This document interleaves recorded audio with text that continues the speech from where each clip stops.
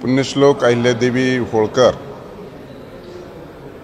यांची त्रिशताब्दी जन्म उत्सव श्री क्षेत्र चोंडी तालुका जामखेड जिल्हा अहिल्यानगर येथे दरवर्षीप्रमाणे होत आहे। परंतु यावर्षी 300वी जयंती आहे। त्या पार्श्वभूमीवरती महाराष्ट्र राज्यात आणि देशभरामध्ये विविध कार्यक्रम हे त्या राज्य सरकारच्या माध्यमातून आणि केंद्र सरकारच्या माध्यमातून देखील होत आहेत। पुण्यश्लोक अहिल्यादेवी होळकरांनी त्यांच्या कालखंडामध्ये धर्माचं संस्कृतीचं रक्षण केलं, मंदिरांचा जीर्णोद्धार केला आणि निश्चितप्रमाणे त्या पार्श्वभूमीवरती विविध राज्यात आणि केंद्राच्या माध्यमातून पुण्यश्लोक अहिल्यादेवी होळकरांच्या या त्रिशताब्दी जयंती उत्सवाच्या निमित्तानं विविध कार्यक्रम होत आहेत।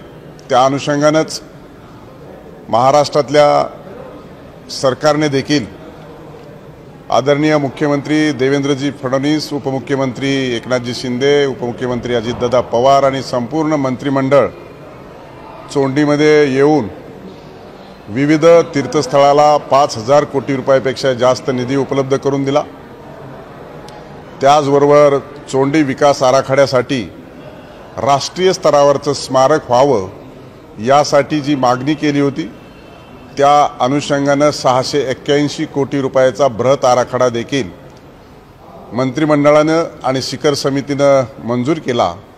आणि आता 31 मे रोजी 300वी जयंती होत असताना त्या जयंतीला देशाचे आदरणीय पंतप्रधान नरेंद्रजी मोदी यांनी यावं या संदर्भामध्ये देखील यापूर्वीच आम्ही त्यांना निवेदन दिलेलं आहे, निमंत्रण दिलेलं आहे आणि त्या निमंत्रणावरून ते देखील येण्याच्या संदर्भामध्ये प्रशासनाकडून माहिती मागवलेली आहे।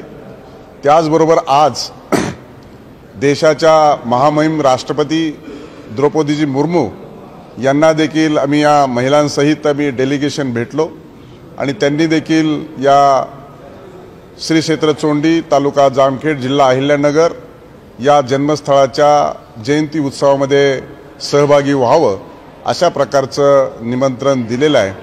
त्यांनी सुद्धा तत्वतः सकारात्मक प्रतिक्रिया दिलेली आहे।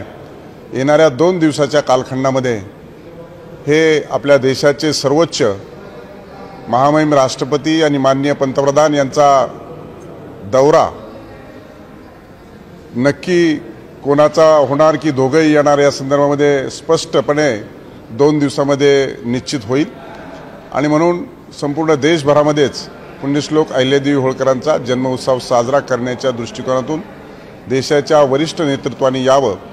यापूर्वी देखील 11 सप्टेंबर 1996 रोजी महामहिम राष्ट्रपती डॉक्टर शंकर दयाळ शर्मा यांनी या तीर्थक्षेत्राला भेट दिली होती आणि त्यामुळे हा 300वी जन्मोत्सव असल्याकारणानं यावं असं संपूर्ण महाराष्ट्रातील, देशातील आणि अहिल्या भक्तांची ही मागणी आहे, हे निमंत्रण आहे। आम्ही घेऊन त्यांना भेटलेलो आहे आणि येत्या 2 दिवसामध्ये या संदर्भामध्ये निर्णय होणार आहे।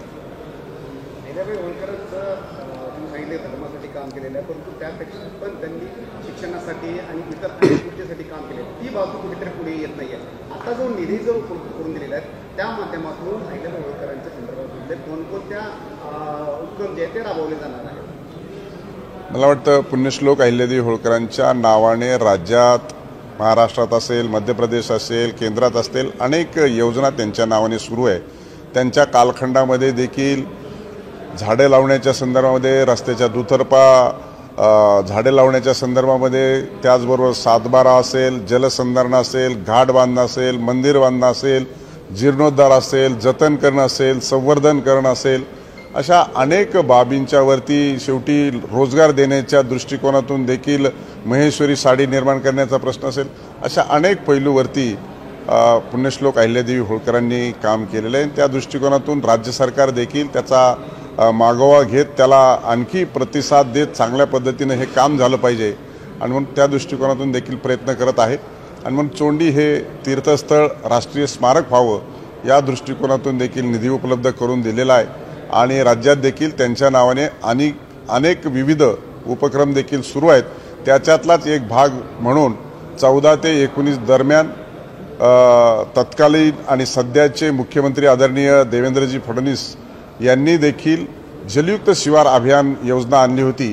ती देखील अहिल्यादेवींनी केलेल्या कामाच्या संदर्भामध्येच पुन्हा एकदा तशा प्रकारचा काम करण्याचा प्रयत्न केला आणि म्हणून महाराष्ट्रामध्ये जवळपास 22,000 खेड्यामध्ये 6.5 लाख कामं हे त्या माध्यमातून झाले आणि जलसंवर्धनाचं मोठं काम जलयुक्त शिवार अभियानाच्या माध्यमातून पार पडलेलं आहे। पंतप्रधानांना तुम्ही यापूर्वीच भेटलेले आहात, राष्ट्रपतींना आज भेटलेले आहात, दोघं एकत्र येतील असं तुम्हाला विश्वास आहे, पण कार्यक्रमाच्या तयारीचं स्वरूप काय असतं? तयारी झालेली आहे कारण दोन्ही मोठे व्यक्ती येणार असलेली प्रोटोकॉलनी असेल आणि काही वेळ कमी आहे। वेळ कमी जरी असला तरी दरवर्षी सालाबादप्रमाणे ही अहिल्यादेवींची जयंती होतच असते। यापूर्वी देखील राष्ट्रपती आले, लोकसभेच्या अध्यक्षा सुमित्राताई महाजन देखील आल्या, केंद्रीय मंत्री आली।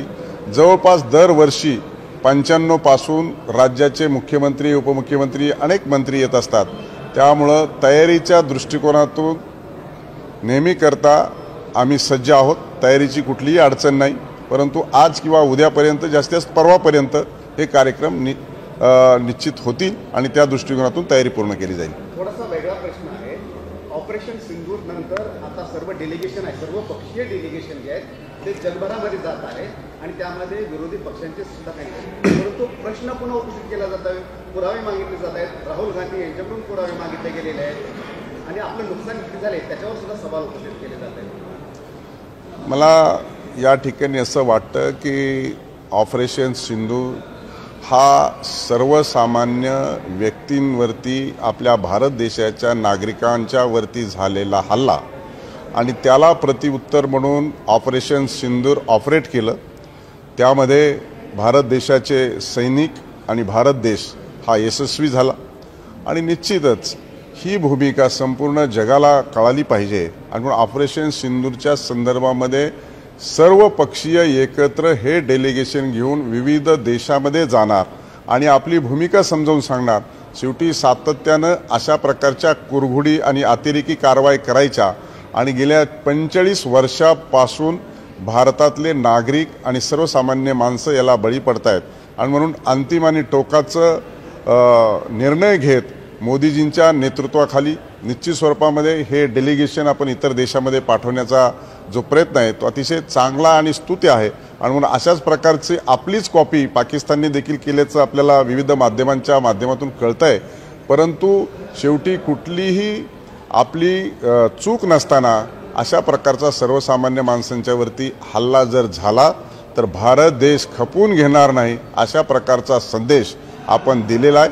त्यामुळं हा संदेश संपूर्ण जगाला देखील कळलेला पाहिजे आणि म्हणून ऑपरेशन सिंदूर हे यशस्वी झालेलं आहे। त्यामुळं ज्यावेळेस देशावर संकट येतं, ज्यावेळेस देश म्हणून ही कृती करतं त्यावेळेस अशा गोष्टी टाळल्या पाहिजेत की जेणेकरून याचा पुरावा मागणं याला नंतरही आपल्याला वेगवेगळे प्लॅटफॉर्म आहेत आणि त्या प्लॅटफॉर्म आपल्याला ह्या गोष्टी समजू शकतात। परंतु ज्यावेळेस देशावर संकट येतं त्यावेळेस तू मी हा पक्ष तो पक्ष न करता आपण पक्ष हा भारत देशासाठी आणि भारत देशाच्या हितासाठी भारत देशाच्या नागरिकांनी एकत्रितपणे येऊन ही कृती केली पाहिजे ही भावना यामधून येणं समोर अपेक्षित आहे आणि तशा पद्धतीचं कृत्य सर्वच नेतृत्वाने पक्षाने करण्याची आवश्यकता आहे। उद्धव ठाकरेंचा पक्ष म्हणतो की ट्रम्पने मध्यस्थी करायची काय गरज होती, चायनाचं शस्त्रास्त्र वापरण्यात आलेलं आहे।